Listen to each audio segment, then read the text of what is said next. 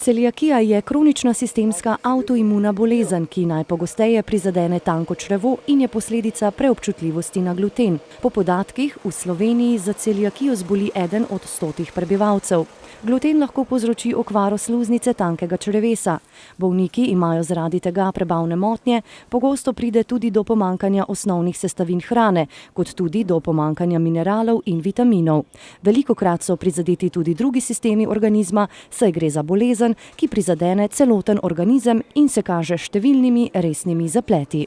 Celiakija ima 1000 obrazov in je res sistemska bolezen, tako da se težave pojavljajo povsod v telesu. Največkrat seveda v povezavi s prebavili, ali je to neješčost, izguba telesne teže, slabo počutje, driska, napihnjenost, ali pa so tudi lahko glavoboli, sladkorna bolezen, osteoporoza, tesnobe, ne vem kakšne psihične zadeve, ki jih ne najdejo vzroka. Edino zdravilo za omenjeno bolezen je torej stroga vseživljenjska brezglutenska dieta. Z besedo gluten imenujemo pomembne proteine zrnja pšenice, podobne proteine pa najdemo tudi v zrnju ječmena, rži, pire in tudi ovsa. Med dovoljena živila sodijo vse vrste mesa, rib, jajca, mlečni izdelki ter mnogo ostalih živil, pri nakupovanju le-teh pa je potrebno največ pozornosti nameniti oznakam. Pri tem morajo biti pozorni na tale znak, prečrtan žitni klast. To pomeni, da je živilo varno za bolnika brez glutena. To je recimo kruh. Potem je tale enak znak tukaj, prečrtan žitni klast, senza glutine, testenine. Pri nekaterih izdelkih pa je napisano takole, gluten free. In tule oznaka. To pomeni, da je bilo testirano pri tem društvu, za katero jamči, da je izdelek varen za bolnika s celiakijo.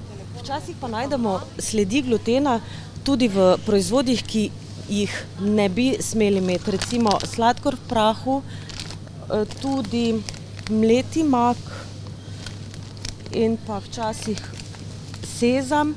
To so proizvodi, pri katerih moramo biti zelo pazljivi. In pri branju deklaracij seveda pogosto tudi zelo natančno prebrati, ker kje v skritem kotu piše, lahko vsebuje sledi glutena. Pred kamero smo povabili 12-letno Nušo, ki je za bolezen izvedela pred 8 leti in tako bolezen nanjo praktično nima več nobenega vpliva. Zanimalo nas je, kako je s prehranjevanjem izven njenega doma, posebno v hoški osnovni šoli, ki jo Nuša obiskuje. V bistvu v šoli je lepo poskrbljeno, so kuharice tudi imela izobraževanje glede hrane in to več izobraževanj. Imam dobro poskrbljeno hrano, vedno lahko jem, ni težav. Zunaj pa, ko gremo na potovanja, vedno, recimo, če gremo v tujino, vedno, pa tudi v Sloveniji, vedno poiščemo restauracijo, kamor lahko gremo jesti, če imajo, včasih pokličemo ali pa napišemo mail ali pa kaj, se pozanimamo, kako je tam.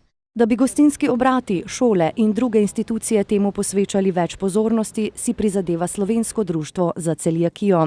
Združuje zdravnike, bolnike in mnoge druge, kjer gre za izmenjavo izkušenj za pomoč in kvalitetno življenje ljudi s to boleznijo. Vse podrobnosti lahko najdete na njihovi spletni strani društvo-celiakija.si, kjer najdete tudi recepte, pogosta vprašanja in veliko več.